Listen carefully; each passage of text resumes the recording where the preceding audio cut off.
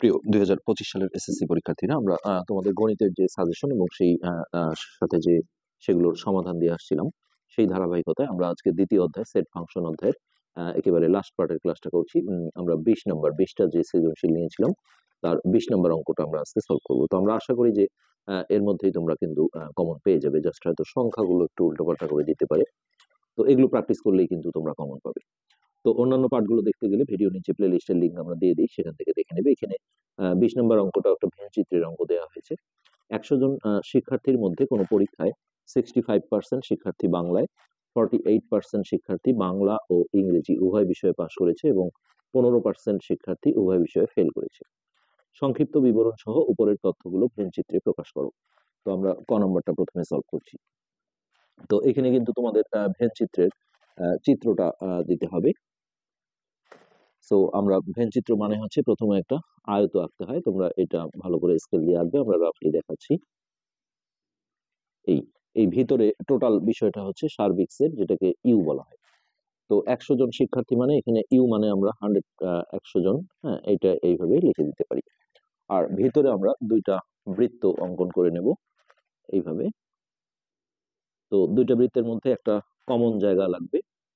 এই যে দেখো, একটা কমন স্পেস আমরা রেখেছি। এই যে বৃত্ত দুটোর আসলে মাপে কোনো সমস্যা নেই, এটা মোটামুটি আঁকলেই হবে। তো এখানে বলা হয়েছে 100 জন শিক্ষার্থীর মধ্যে 65% শিক্ষার্থী বাংলায়। তো আমরা এই বি বৃত্ত দিয়ে, হ্যাঁ, এই বৃত্তটা দিয়ে বাংলার শিক্ষার্থীকে বোঝাচ্ছি যে পাশ করেছে। আর 48% শিক্ষার্থী বাংলা ইংরেজি দুটোতেই, অর্থাৎ এই যে এই জায়গাটা আছে, এটা হচ্ছে বাংলা ইংরেজি দুটোতেই। ওকে। আর এখানে ইংরেজিতে একটা দরকার হবে, ইংরেজির বৃত্তটা আমরা ই দিয়ে প্রকাশ করছি। তো এই মোটামুটি চিত্র। আর এখানে দেখো, যখন আমরা এই বৃত্ত দুটো আঁকলাম তখন এই পুরো ভেন চিত্রটা অর্থাৎ পুরো আয়তক্ষেত্রটা 4টা অংশে বিভক্ত হলো।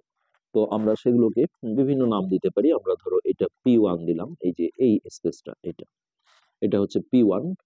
তারপর এই কমন জায়গা যেটা, হ্যাঁ, এটা হচ্ছে P2 দিলাম। আর এই পাশের এই সাদা অংশটা, এটা হচ্ছে P3।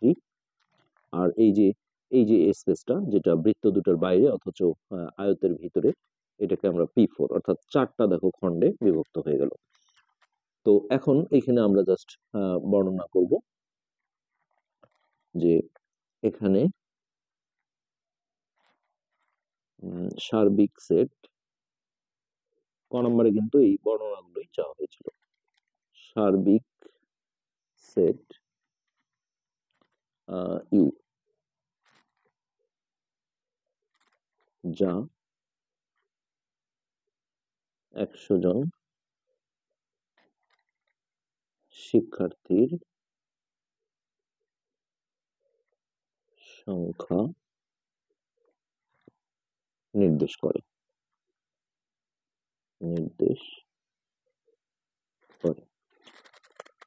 ওকে। তো এখন আমরা বলবো যে বৃত্ত ক্ষেত্র দুটিকে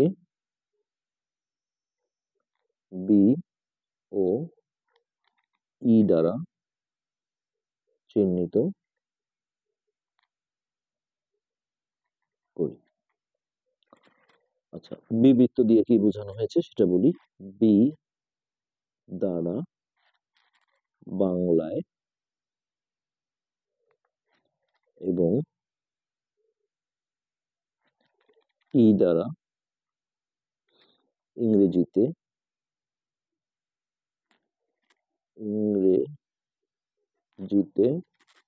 পাশ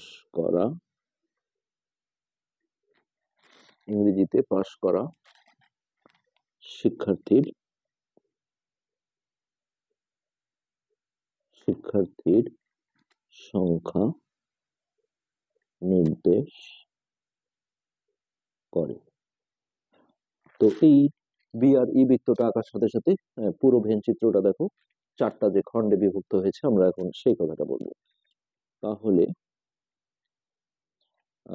বৃত্ত দুটি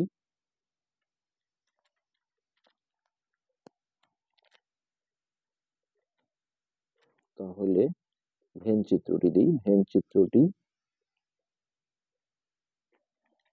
P1, P2, P3 এবং P4 এই চারটি, এটাকে বলা হয় নিঃছেদ সেট। বিষয়টা আমরা ক্লিয়ার করছি। নিঃছেদ সেটে বিভক্ত হলো। নিঃছেদ সেট মানে হচ্ছে একটার সাথে আরেকটা কোনো কানেক্ট নেই। দেখো P1 মানে হচ্ছে এই যে এতটুকু অংশ, P2 কিন্তু আলাদা এতটুকু, P3 হচ্ছে এই যে অংশটা, আর P4 হচ্ছে এই সাদা অংশটা। তো আমরা জানি যে দুইটা সেটের আমরা যখন ইন্টারসেকশন করি, কমন খুঁজি, এটা কিছু কমন না থাকলে যে ফাঁকা সেট আসে এটাকে কিন্তু নিঃছেদ সেট বলা হয়। হ্যাঁ, এই জিনিসটা এখানে একটু বলে নিতে হবে। ওকে, আমাদের ক নম্বর শেষ। এবার খ নম্বরে আসি। খ নম্বরে যেটা চাওয়া হয়েছে যে শুধু বাংলায় ও ইংরেজিতে, অর্থাৎ শুধু বাংলা এবং শুধু ইংরেজিতে পাস করেছে তাদের সংখ্যা। তো শুধু বাংলা মানে হচ্ছে এই যে P1 যে অংশটা আছে এটা, আর শুধু ইংরেজি বলতে এই যে P3 যে জায়গাটা আছে এটাকে মিনিং করা হয়। তো দেখো আমরা এখানে যদি উভয় বিষয়ে পাস করা, আমাদের কোশ্চেনে যে কথাটা আছে দেখো, বাংলা এবং ইংরেজি উভয় বিষয়ে পাস করেছে হচ্ছে 48%, অর্থাৎ P2। আমরা এইভাবে লিখি যে P2 সমান বাংলা ইন্টারসেকশন মানে কমন জায়গাটা ইংলিশ। তো এই মানটা আমাদের দেয়া আছে হচ্ছে 48 জন, এটা কিন্তু আমাদের দেয়াই আছে। তো আমরা যখন P1 বের করব, এই যে শুধু বাংলা এই অংশটা, এটা মানে হচ্ছে টোটাল যে বাংলাটা আছে এটা থেকে আমাদের এই অংশটা বিয়োগ দিতে হবে। তো আমরা এইভাবে লিখি যে P1, আমরা এটাও ব্র্যাকেটে লিখে দিই, শুধু বাংলায় পাস করে। এটা হচ্ছে আমাদের P1 অংশটা, শুধু বাংলায় পাস করে। তো এই P1 বের করতে গেলে আমাদের যেটা করতে হবে, টোটাল যে বি বাংলাটা আছে এটা থেকে মাইনাস অথবা বাদ চিহ্ন দিতে পারো, এইটা থেকে P2 এটা বাদ দিতে হবে। অর্থাৎ দেখো এই যে টোটাল বাংলার যে বৃত্তটা আছে এখান থেকে এই অংশটা যদি বাদ দিই তাহলে P1টা পাবো, এটা হচ্ছে শুধু বাংলায় পাস করা। তাহলে দেখো টোটাল যেটা বি এটা 65% দেওয়া ছিল বাংলা, এইখান থেকে আমরা হচ্ছে যে এটা বাদ মানে আসলে মাইনাস, P2 মান হচ্ছে 48, এটা দেওয়া ছিল। তো এইটা আমরা যদি বিয়োগ করি 7, 17, সো 17 জন। আবার শুধু ইংরেজি বের করতে গেলে এখানে যে P3 অংশটা আছে, এই যে এই অঞ্চলটা, এটা হচ্ছে টোটাল যে আমাদের ইংলিশ আছে এখান থেকে P2 মানটা, অর্থাৎ উভয় বিষয়ে যেটা পাস ছিল এটা আমাদের বিয়োগ করতে হবে। তো এখন এখানে আমরা লিখি যে শুধু ইংরেজিতে পাস করে। এখানে একটা সমস্যা আছে যে টোটাল ইংরেজিতে আসলে কতজন পাস করে, বাংলায় যেমন 65% দেয়া ছিল, এখানে কিন্তু সেই মানটা দেয়া নেই। তো তার কারণে আমাদের এটা একটু ভিন্নভাবে করতে হবে।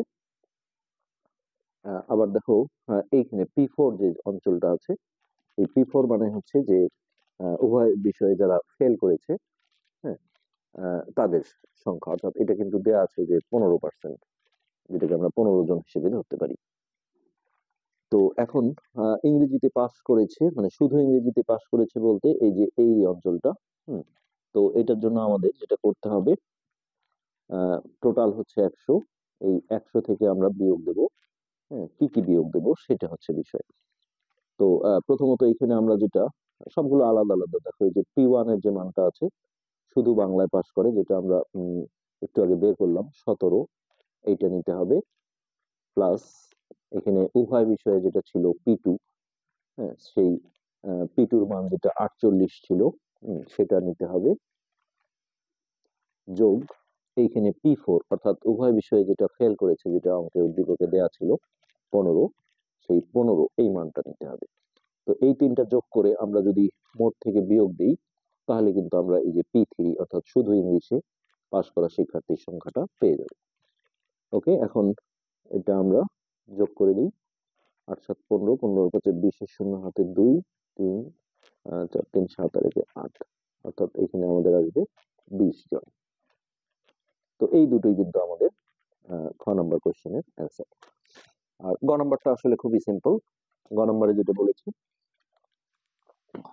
উভয় বিষয়ে পাস এবং উভয় বিষয়ে ফেল সংখ্যাদ্বয়ের মৌলিক গুণনীয়ক সমূহের সেট দুটির সংযোগ সেট নির্ণয় করো, অর্থাৎ ইউনিয়ন করতে হবে। তো উভয় বিষয়ে পাস যেটা আছে আমরা সেটা নিয়ে আসি। উভয় বিষয়ে পাস এটা দেয়াই ছিল, পরে 48 জন।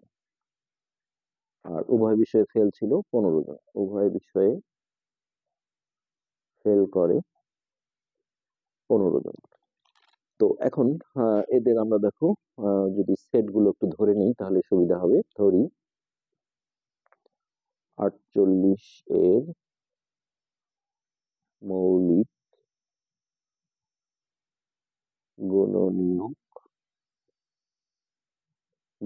গুণনীয়ক গুলোর সেট এ এবং 15 এর মৌলিক গুণনীয়ক গুলোর সেট যেকোনো একটা চলক বি। তো আমরা রাফে দেখো 48 কে এইভাবে মৌলিক উৎপাদকে বিশ্লেষণ করব। 2 দিয়ে 24 দুগুণে 48, মৌলিক সংখ্যা দিয়ে ভাগ দিতে হবে।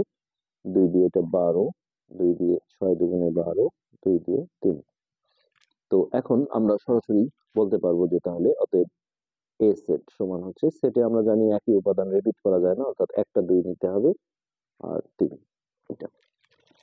আর 15 কেও আমরা যদি রাফে মৌলিক উৎপাদকে বিশ্লেষণ করে নিই, 3 5 15। সো এটা আমরা লিখবো বি সমান 3,5। এখন এই দুটোর দেখো সংযোগ সেট চাওয়া হয়েছে, অর্থাৎ এ ইউনিয়ন বি। তো এর মান হচ্ছে 2,3 ইউনিয়ন, এখানে বি এর মান হচ্ছে 3,5। তো এই সংযোগ করতে গেলে আমরা সাধারণত ছোট থেকে বড়ই লিখবো, অর্থাৎ 2 টা আমরা আগে নেব, 3 একটা নিতে হবে আর 5, 2 3 5। তো এটি কিন্তু আমাদের এই কোশ্চেনের অ্যান্সার। আমরা এর সাথে সাথে আজকে দ্বিতীয় অধ্যায় অর্থাৎ সেট ফাংশন অধ্যায়ের 20টা সৃজনশীল কমপ্লিট করে ফেললাম। যারা তোমরা আগের পার্টগুলো দেখোনি, ভিডিও নিচে আমরা প্লে লিস্টের লিঙ্ক দিয়ে দিই, বা অন্যান্য অধ্যায়ের ক্লাসগুলো দেখতে গেলেও তোমরা লিঙ্ক পেয়ে যাবে ডেসক্রিপশন বক্সে, সেখান থেকে দেখে নেবে। আজকে পর্যন্তই, ধন্যবাদ।